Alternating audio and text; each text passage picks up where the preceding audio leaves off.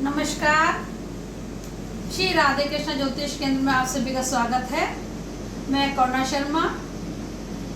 मैं आज आपको शारदीय नवरात्र कैसे मनाए जाते हैं और हम उनका क्या विधि विधान है और उनके व्रत का पूजन पाठ करने से हमको क्या फल मिलता है, इस सब के बारे में आज आपको बताऊंगी। इससे पहले आप सभी से निवेदन है कि अगर किसी ने मेरा YouTube चैनल सब्सक्राइब नहीं किया है तो कृपया करके सब्सक्राइब कीजिए, लाइक कीजिए और बेल आइकन बटन को जरूर दबाइए और व्रत के विधि विधान को जानने के लिए अंत तक मेरी वीडियो को देखिए। इस साल शारदीय नवरात्रि 15 अक्टूबर 2023 से शुरू हो रहे हैं। इस पर्व में भक्ति पूर्वक श्रद्धा के साथ 9 दिन तक माँ की पूजा, सेवा और आराधना की जाती है। नवरात्रि के उत्सव को बहुत ही शुभ माना जाता है। इस पर्व की तैयारी के लिए कई दिन से हम लोग शुरू कर देते हैं। इस पर्व को मनाने के लिए हमको क्या करना चाहिए?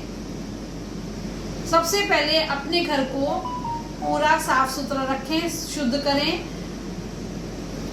सफाई करें, घर के हर कोने की व्यवस्था करें और अपने सारी चीज़ों को, घर की सब चीज़ों को शुद्ध रखें। खाने पीने की चीज़ों को भी, फ्रिज वगैरह में भी जो सामान उनका रखा रहता है उसको भी शुद्ध करके साफ सुथरा करके रखें, क्योंकि व्रत के दौरान हम लोग अपनी खाने पीने की चीज़ें भी रखते हैं। घर की साफ सफाई करना बहुत ज़रूरी है, घर को पवित्र करना बहुत ज़रूरी है। इस अभियान को करने के बाद नवरात्रि के दिन सबसे पहले अपने घर में, पूरे घर में गंगा जल का भी छिड़काव करना चाहिए।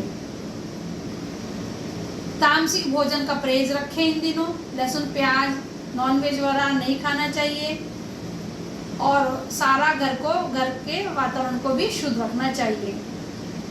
नवरात्रि के दिन पहले दिन कैसे पूजा करनी है ये मैं आपको बताऊंगी। सबसे पहले स्नान आदि करने के बाद सुबह से ही माता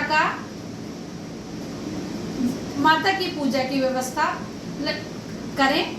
पहले एक चौकी बिछाएं, उस पर लाल कपड़ा रखें और माता रानी की मूर्ति रखें।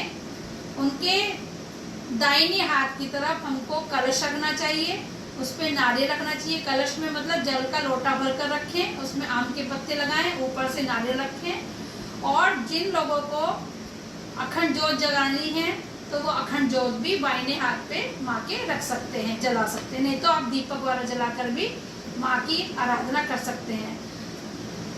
इन 9 दिनों में दुर्गा सप्तशती के पाठ का बहुत महत्व है। हमको सप्तशती का पाठ नित्य प्रति करना चाहिए।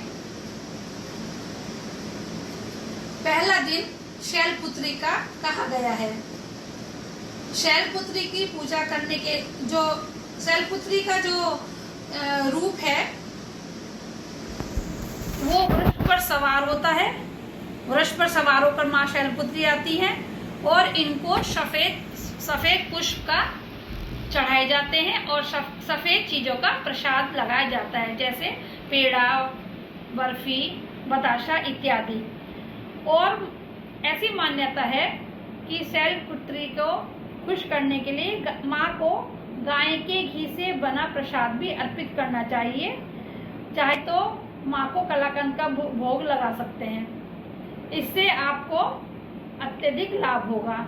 विधि विधान से पूजा पाठ करने से और माँ के अध्याय मतलब कवच है, कीलक स्तोत्र है, अर्गला स्तोत्र है, मंगला स्तोत्र है, ये सब हमको नियमित रूप से माँ के सामने करना चाहिए और माँ से विशेष रूप से प्रार्थना करनी चाहिए।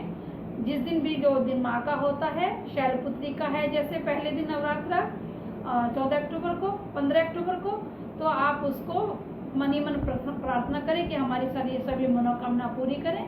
ऐसे करते हुए आप अपने नवरात्रि को शुभ बनाइए और आध्यात्मिक रहकर भजन पूजन कीर्तन करते रहिए।